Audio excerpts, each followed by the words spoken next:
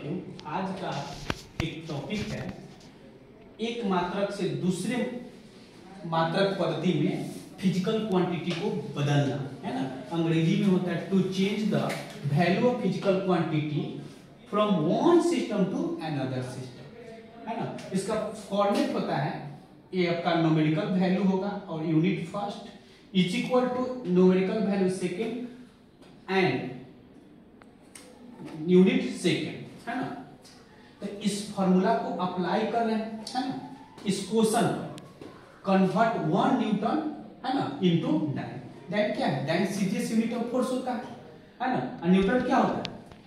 ऐसा unit of force होता है। न्यूटन क्या होता है? फोर्स का ऐसा यूनिट होता है। तो इसका आंसर आप लोग जानते हैं, 1 न्यूटन इज इक्वल टू 10 के पावर 5 डाइन होता है, या 1 डाइन इज इक्वल टू 10 के पावर क्या होता है? -5 न्यूटन होता है। लेकिन ये होता कैसे है, इस चीज को हम लोग समझेंगे और with the help of dimension, with the help of dimension. तो फोर्स का डायमेंशन क्या होता है बाबू? मास में 1, लेंथ में 1, टी में -2, यही होता है ना। यानी कि 1 1 -2 होता है डायमेंशन। और अब इस फॉर्मेट को यहां लाकर रख दिए, है ना। और हमको यूनिट फर्स्ट लाना है ना। और ये इधर गुना में है, इधर जाएगा तो क्या चीज में हो जाएगा? भाग में हो जाएगा भाई। U1 क्या हो जाएगा? भाग में हो जाएगा, है ना। और फोर्स का डायमेंशन में क्या है? mlt। देख लीजिए, m पर 1 है, l पर 1 है, t पर -2। यूनिट सेकेंड यानी कि m2/m1 और लेंथ है l2/l1, क्योंकि u2/u1 है यहाँ पर, है ना। और टाइम में भी क्या हो जाएगा? t2/t1, है ना।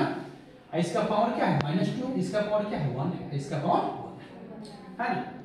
तो हमें सीजीएस में इसको कन्वर्ट करना है, यानी कि केजी दिया हुआ है, ग्राम में बदलना है। तो 1 केजी इज इक्वल टू कितना ग्राम होता है? 1000 ग्राम। यदि सीजीएस से हमें एसआई में जाना होता तो उल्टा प्रोसेस करते हैं, यहाँ 10 के पावर -3 करते हैं। क्या करते बाबू? 10 के पावर -3, और यहाँ भी केजी और यहाँ भी केजी। कब? जब हमें सीजीएस से एसआई में जाना होता तब, है ना। तो यहाँ पर क्या हो जाएगा? 1000 यानी कि 10 के पावर 3 ग्राम ग्राम। तो ये क्या हो जाएगा? ग्राम ग्राम कट जाएगा, है ना। और ये लेंथ है तो 100 सेंटीमीटर, मीटर में था तो लेंथ अब सेंटीमीटर में हो गया, तो 1 मीटर इज इक्वल टू 100, है ना। और 1 न्यूटन, कितना न्यूटन? 1 न्यूटन।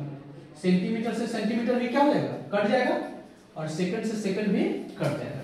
तो यहाँ पर क्या हो जाएगा? 10 के पावर 3 इंटू ये क्या हो जाएगा? 10 के पावर 2, और यहाँ पर क्या हो जाएगा? 1 के पावर -2। तो ये तो 1 ही होगा, इसका वैल्यू कितना हो जाएगा? 1 ही हो जाएगा। तो अब बताइए कितना हो जाएगा टोटल वैल्यू? 10 के पावर कितना हो गया? 5। यही ना आंसर था जी। 10 के पावर 5 क्या हो गया? 9। आज से ये क्लियर हो गया ना कि कैसे होता है ना।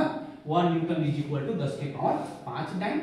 और इस तरह से आप लोग नॉलेज प्राप्त करने के लिए मेरे YouTube channel Ambika study point को प्लीज लाइक, सब्सक्राइब और शेयर करना ना भूलें। Thanks for watching.